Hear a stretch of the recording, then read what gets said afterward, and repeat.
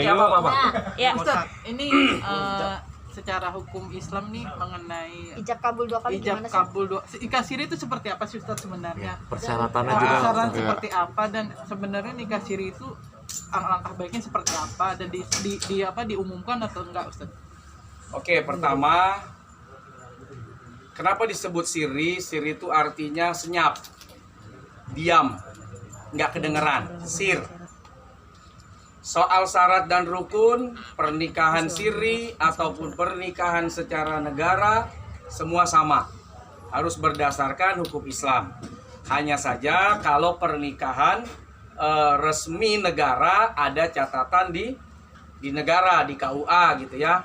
Tapi kalau siri biasanya tidak ada catatan di negara. Hanya saja siri itu melibatkan beberapa keluarga terdekat dan kemudian diupayakan untuk agar tersimpan rapat-rapat. Dari namanya aja udah sir, senyap, nggak kedengeran, pelan. Nah, jadi wajar kalau tidak terdengar oleh siapapun. Jadi wajar kalau tidak ketahuan oleh siapapun karena dari namanya aja sudah sir, siri. Nah, tapi kalau misalkan setelah nikah siri kemudian nikah lagi Secara negara. Intinya ijab hukumnya kabul seperti 2 apa, kali Ustaz? sah atau tidak? Karena waktu nikah siri mungkin tidak secara luas informasinya informasinya tersebar atau tidak ada yang bisa menyaksikan langsung secara banyak. Akhirnya dibuatlah salah satu acara untuk bisa disaksikan lebih banyak orang. Bicara soal hukum, pertama tidak mengapa.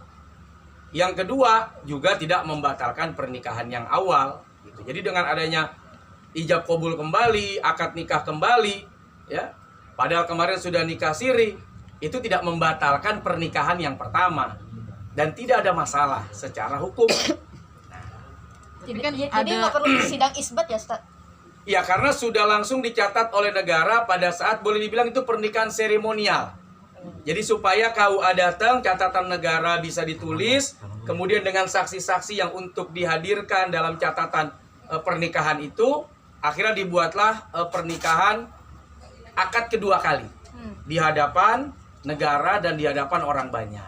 Ustaz, tapi pada saat mau melakukan ijab kabul itu kan itu harus lapor ke lurah Ustaz. Tapi pelaporan ini tidak menyatakan bahwa sudah menikah siri, ini gimana Ustaz? Ya tidak mengapa, karena dari awal kan sudah sir.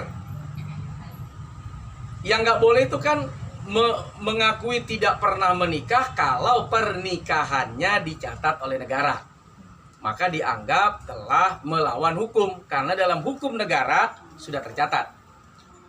Kalau siri, dari namanya juga diem. Diem ya, sir. Bukan diem, apa namanya tadi tuh? Senyap. Senyap, ya, nggak kedengeran. Jadi wajar aja kalau lurah kagak tahu, camat nggak tahu, gitu kan? Baru kemudian didaftarkan masih dalam status negara yang awal, yaitu misal bujang, gadis atau belum kawin biasanya ya, belum nikah atau belum kawin di KTP itu. Untuk status anak sendiri mungkin Pak Ustadz biasanya. Nah, status anak itu ya status saat pernikahan dan biasanya akan diisbatkan berdasarkan bukti. Kalau mau ikut status apa ya? Ini berapa bulan sih? Apa? Nggak tahu. Nggak tahu nih. Siapa sih Pak Ustadz emangnya? Nggak ngerti. Gua kan mesti jelas dulu nih. Iya. Jadi gua harus jangan sampai potong, gua jadi bingung jawabnya. Ya artinya gini. Yang lama bisa menjadi informasi awal bahwa tanggal sekian, bulan sekian, tahun sekian sudah ada pernikahan secara agama. Jadi ketika dihitung misal masa kehamilan, kapan hamilnya? Oh, setelah masa pernikahan di awal saat siri. Nah, itu kan bisa disampaikan. Gitu. Nah Pak Ustadz, apakah di KUA itu ditanyakan maksudnya kalau memang dia datang berdua atau diwakilkan sudah menikah siri apa enggak? Biasanya kalau negara, KUA misalnya ya, dia hanya menanyakan identitas. Sudah menikah? Mana lihat KTP-nya? Oh, belum. Oh, beda KTP rumah dia sama ini. Oh, berarti belum. Biasanya negara cukup lihat secara formal lihat dokumen. Dia nggak akan kepo kayak orang ngobrol kayak temen. Dia akan lihat secara dokumen, oh belum nikah. Lihat akte apa itu kakak, oh belum ada pernikahan. Lihat akte KTP, ya lihat KTP belum ada pernikahan, oh berarti belum nikah. Negara memandang belum nikah. Tapi agama sudah menilai mereka masuk dalam kategori pernikahan yang sah. Tapi dalam hitungan agama kalau kayak seperti itu memainkan lembaga pernikahan gitu.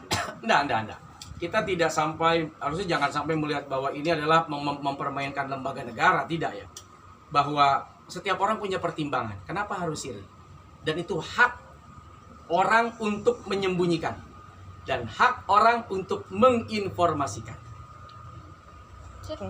Berarti anaknya nanti bisa ya Pak Ustadz kayak menggunakan kan ada saya nggak tahu namanya, cuma kalau nikah di luar seperti misalkan di luar pernikahan misalkan itu tidak bisa menggunakan BIN bapaknya atau BIN bapaknya, hal-hal seperti itu Pak Ustadz. Ya, makanya informasi itu harus disampaikan kepada negara, kepada KUA. Kita pernah ada pernikahan tanggal sekian, bulan sekian, tahun sekian. Kemudian ada lagi pernikahan yang disaksikan oleh negara dan dicatatkan oleh negara tanggal sekian, bulan sekian, tahun sekian. Saya rasa itu bisa disinkronisasi ya. Kapan kemudian awal mula kehamilan, artinya sekarang nih hamil usia berapa, coba disinkronkan dengan tanggal dan bulan waktu nikah siri. Nanti akan terlihat kok seperti apa bulan kehamilannya sampai nanti di kelahirannya. Ustaz, benar nggak sih kalau wanita sedang mengandung itu nggak boleh dinikahkan? Kan udah nikah. Enggak, kalau seandainya di luar Ya orang lain nggak boleh. Iya nggak boleh. Karena bisa bercampur beda nasab.